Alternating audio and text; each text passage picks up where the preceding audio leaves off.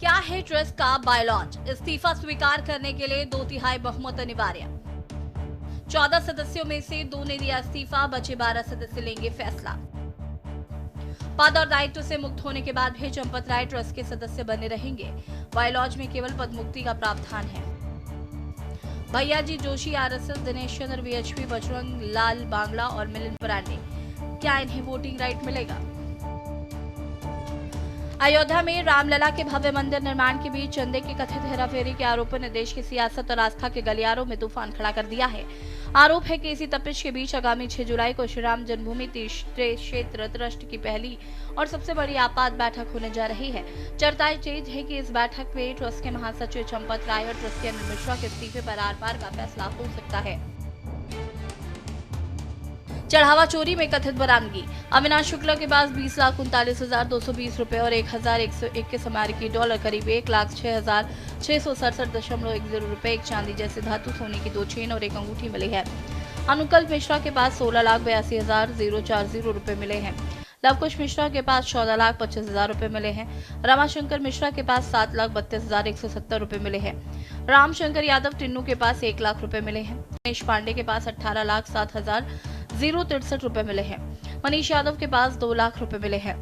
कुल बरामदगी 79,85,000 रुपए और 1,121 डॉलर के अलावा आभूषण बरामद हुए हैं। वहीं आपको बता दें कि ट्रस्ट से चंपत राय और अनिल मिश्रा का जाना इतना आसान भी नहीं है। ट्रस्ट के बायलॉज के मुताबिक किसी का भी इस्तीफा स्वीकार करने के लिए 2/3 बहुमत यानी कि वोटिंग की जरूरत होगी।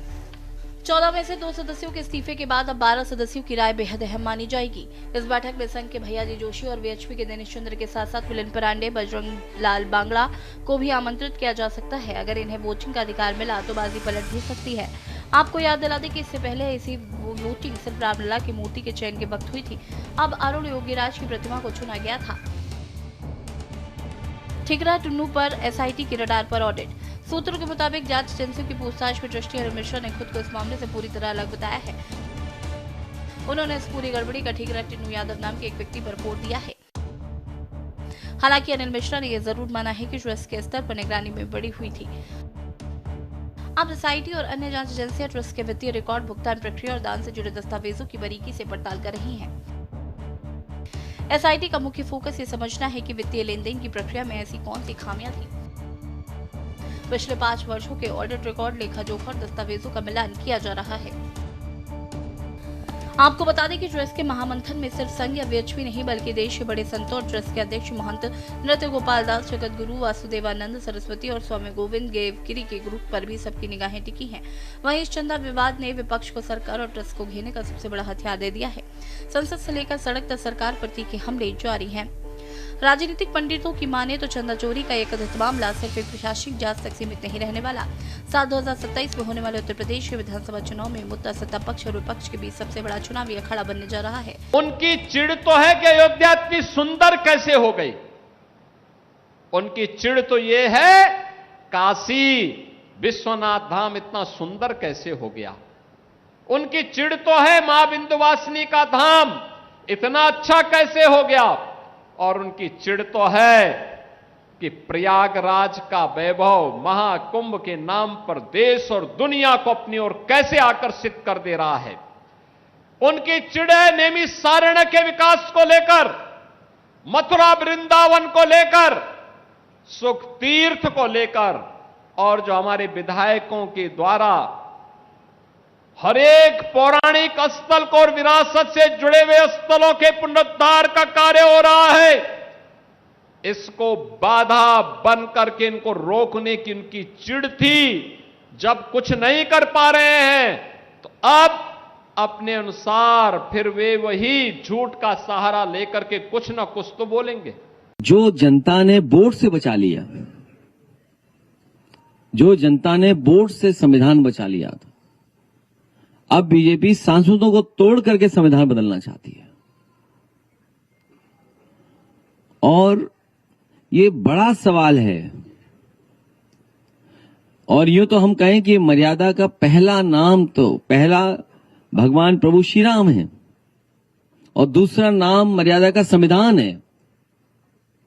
और भारतीय जनता पार्टी तो दोनों को दगा दे रही है। भगवान राम की नगरी में आए, बिना भगवान का दर्शन किए कैसे जाएंगे। ये हम सब सौभाग्यशाली हैं कि आज दर्शन करने का सौभाग्य मुझे आज फिर प्राप्त हुआ। कुछ दिन पहले आया था और भगवान से कामना किया कि जो आज यहाँ लूट चल रही है, जो यहाँ पर आज भ्रष्टाचार चल रहा है, चाहे वो जमीन घोटाला हो, चंदा चोरी हो और आज जो चढ़ावा चोरी हो रही है, भगवान राम के जो पैसे खाए हैं, निश्चित तौर से भगवान उनको दंड दें और उनको सद्बुद्धि दें। हर सनातनी आज पूरे देश में इस बात से पीड़ित है जिस तरह से चंदा चोरी, चढ़ावा चोरी हुई है, जिस तरह से, और बता रहे हैं कि ये तो टिप ऑफ द आइसबर्ग है जो अभी तक निकल के आया। अभी तो बहुत कुछ निकलना बाकी है। हर सनातनी दुखी है। और जब लोगों को आज पता चलेगा कि अमित शाह जी भगवान राम के नाम पे खुलेआम देश भर में घूम घूम के वोट तो मांगते हैं, लेकिन भगवान राम के दर्शन करने नहीं जाते, तो सोचो कि हर सनातनी के दिल पे क्या गुजरेगी। इन्होंने सनातन को केवल और केवल सत्ता और पैसे के लिए इस्तेमाल किया है। आज केवल आम आदमी पार्टी है जो सनातन के लिए सच्ची भावना से काम कर रही है। वो तो केवल सुपरफिशियल है। इसमें बड़े बड़े लोग शामिल हैं और कम से कम 20,000 करोड़ रुपए का घपला है। 20,000 करोड़ रुपए का सोना, चांदी, जेवर, लोगों ने 50-50 किलो सोना दिया, करोड़ों रुपया दिया, हीरे के हार दिए, करोड़ों रुपए, पता ही नहीं किसी। जहां विपक्ष इसे भ्रष्टाचार का मुद्दा बनाकर भुनाएगा, तो वहीं देखना होगा कि 6 जुलाई को ट्रस्ट इस दाग को धोने के लिए क्या सख्त कदम उठाता है। साफ है कि 6 जुलाई की ये बैठक सिर्फ एक रूटीन बैठक नहीं, बल्कि राम मंदिर ट्रस्ट की साख और पवित्रता को साबित करने की एक अग्नि परीक्षा है। देखना दिलचस्प होगा कि क्या चंपत राय और अनिल मिश्रा पर गाज गिरती है या फिर ट्रस्ट के भीतर कोई नया समीकरण जन्म लेता है। स्पेशल डेस्क के न्यूज़ इंडिया।